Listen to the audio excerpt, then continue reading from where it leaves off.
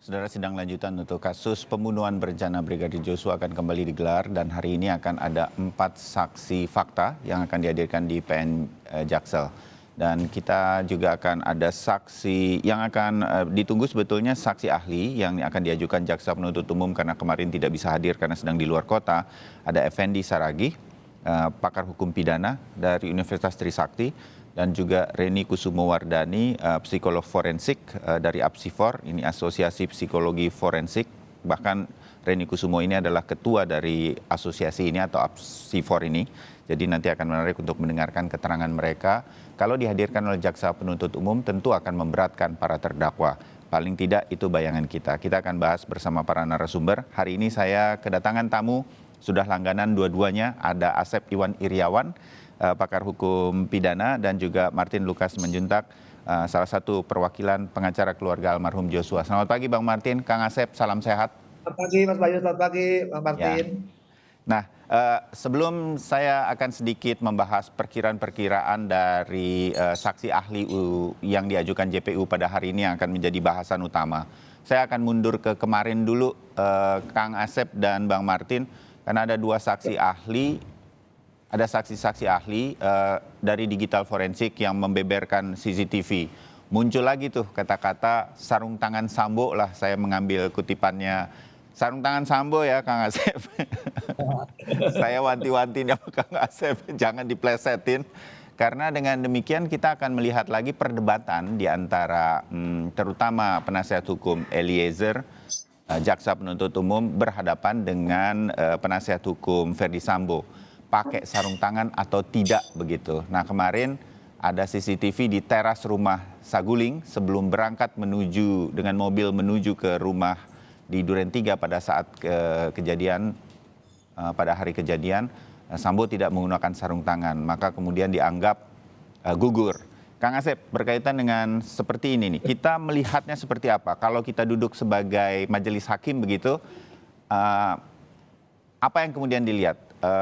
Keterangan-keterangan seperti ini, ada gambarnya, nggak pakai sarung tangan atau segala macam, atau runutannya tetap akan kita lihat begitu, Kang Asep? Ya, ini saya katakan, pakai sarung tangan, nggak pakai sarung tangan, yang penting dia nembak. Cuman ketika persoalan dia nembak ke ruangan, kok nggak ada gambarnya gitu kan, hilang gitu. Nah itu yang perlu dipertanyakan. Kemarin kan lucu juga, oh ini nggak ada pakai sarung tangan, di fakta nggak ada. Nah yang namanya aktor intelektual, sekali lagi ya, syukur-syukur ketahuan dia pakai sarung, apalagi nggak pakai sarung gitu kan. Nah kalau namanya aktor intelektual umumnya tidak berlumuran darah. Kalau dia bisa dibuktikan berlumuran darah dengan cara nembak, itu lebih bagus. Artinya sekarang ambil yang terjelek kemarin. Katakanlah dia tidak nembak, dia tidak pakai sarung tangan atau pakai sarung tangan, tidak ada. Yang ada masalah aktor intelektualnya sudah terbukti. Jadi kalau sekarang kemarin dipermasalahkan, dia nggak pakai sarung tangan, nggak ada malah. Ya sudah tidak apa-apa. Om dia merintahin mengajar, faktanya ditembak.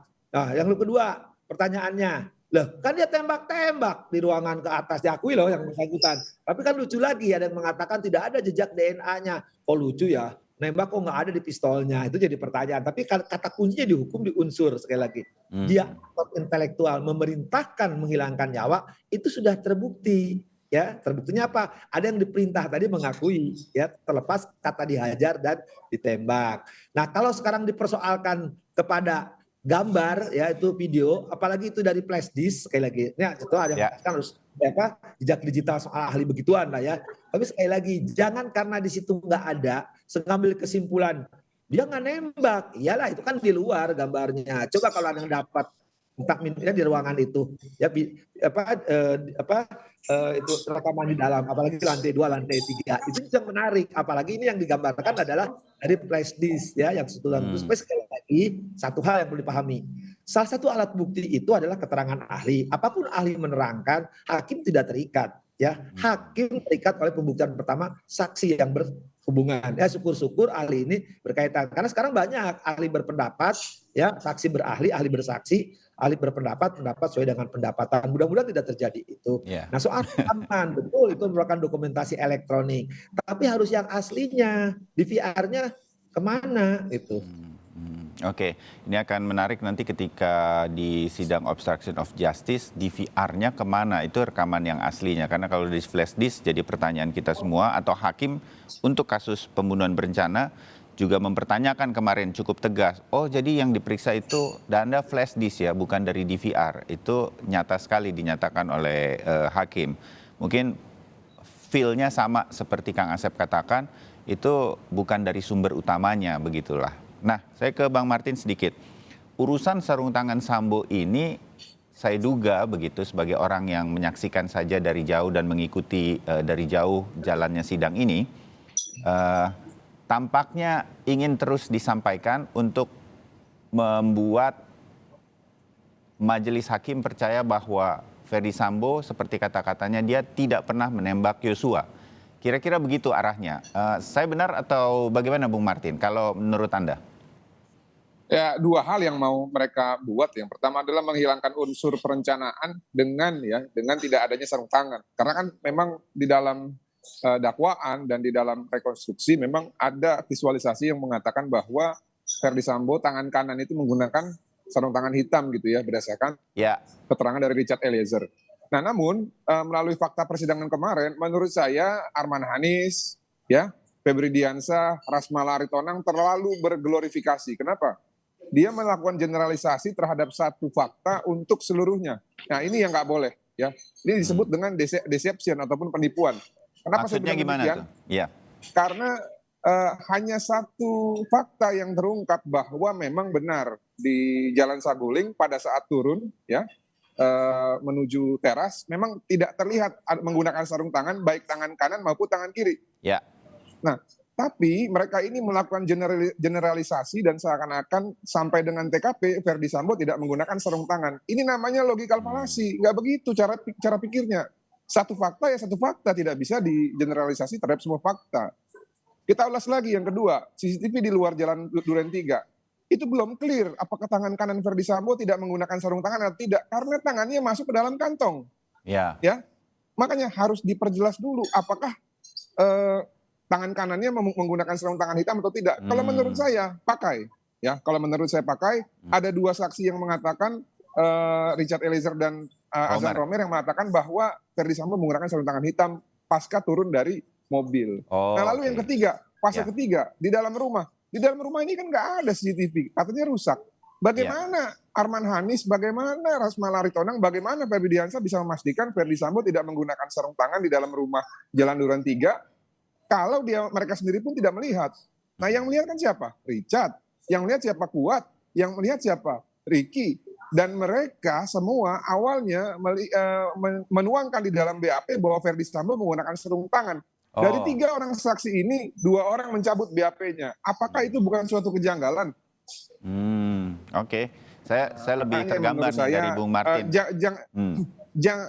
Jangan terlalu berlebihan dalam melakukan selebrasi ataupun glorifikasi, karena saya pikir masyarakat itu sudah cerdas, ya, dan inilah peran kita untuk mematahkan penyesatan argumentasi yang dilakukan oleh para penasihat hukum ini gitu loh. Nah, yang terakhir, sesuai dengan Undang-Undang 16 ya atau 19 ya lupa, tahun 2016 ya, alat bukti elektronik yang sah itu ya tidak bisa didapat dengan cara hanya dari kopian, nggak bisa. Harus ada sumber utamanya. Layaknya kita sidang nih ya ini keluar dari konteks alat bukti elektronik, kita sidang di sidang perdata saja, kopian itu harus dilihatkan yang aslinya mana. Kalau enggak ya nggak kuat itu alat buktinya. Tetap akan yang diambil nanti oleh hakim adalah 184, yaitu apa? Keterangan saksi. Keterangan saksi 2 orang mengatakan melihat sarung tangan. Ya. Fakta itu nanti terserah hakim. Kalau hakim tetap mau menyimpulkan bahwa satu alat bukti itu kuat, ya penasihat hukum nggak bisa ngomong apa-apa. Nah, namun di sini saya tetap kita harus fair ya. Kalaulah memang itu benar, sarung tangan itu tidak ada di Jalan Saguling, dan kalaulah memang itu nanti di VR-nya bisa diperlihatkan, ya tetap kita harus terima faktanya memang di Jalan Saguling tidak ada sarung tangan. Nah, namun yang menarik adalah ketika rekan Febri dan teman-teman juga mau mencoba menyesatkan ya, dengan mengatakan bahwa ada satu dalil dari Richard yang patah ketika dia membawa senjata ke atas katanya. Padahal menurut saya nggak ada tuh yang patah. Keterangan Richard sesuai dengan apa yang disampaikan. Makanya maksud saya, tolonglah kita kalau berargumentasi jangan seperti maksudnya ya, kayak kemarin kan dia mengatakan si Richard ini tidak konsisten karena BAP yang rekayasa itu dicabut. Jadi maksudnya ya kita bertarung secara gentle lah gitu ya. Jangan menggunakan penyesatan-penyesatan, fakta balas fakta, keterangan balas keterangan, dan pendapat ahli. Kalaupun ada pendapat ahli, ya jangan dilawan pakai perasaan. Lawanlah menggunakan pendapat ahli juga yang memang keahliannya tidak diragukan. Demikian, terima kasih. Baik, nanti kita bahas sedikit lagi berkaitan dengan ini supaya pemahaman saya sebagai orang awam berkaitan dengan penjelasan Bang Martin dan juga Kang Asep makin lebih jelas untuk melihat jalannya sidang kali ini. Tapi kita jeda sebentar untuk kembali lagi dalam Breaking News Kompas TV sesaat lagi.